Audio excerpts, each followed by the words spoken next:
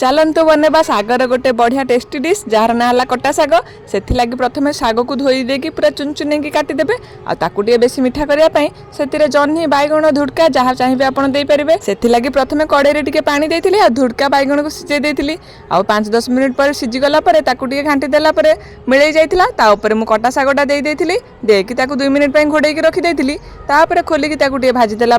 से लुण आ जेहेतु पानी बेसी बाहर आब्जर्व करने 2 चामच खंडे अटा गुंड पकई देती आपड़ चाहिए चाउल गुंड भी देपारे जोटा कि कौन कर ना एक्सट्रा पानीटा आब्जर्व करदेव तापर सागटा होती कि ना मोटा नाड़ीटा चेक करके देखिए सीझी जाते गोटे थाली भाया जगह खोलदेवे आउ खेलदेवे जमी बेसी सीझबनी सागटा तापर टे सोरिष तेल अल्प टे जीरा सुखिला लंका रसुण और पियाज ताको भल भाव भाजी देकी सागटा को देकी छुंक मारिदेवे तापर आमर सुपर टेस्टी कटा साग रेडी हो गला आपण थरे घरे ट्राए करके देखंतु जो माने तो खाइचंदी आगु जानिथिबे एटा केते टेस्टी जो माने खाइ ना निहाती ट्राए करंतु।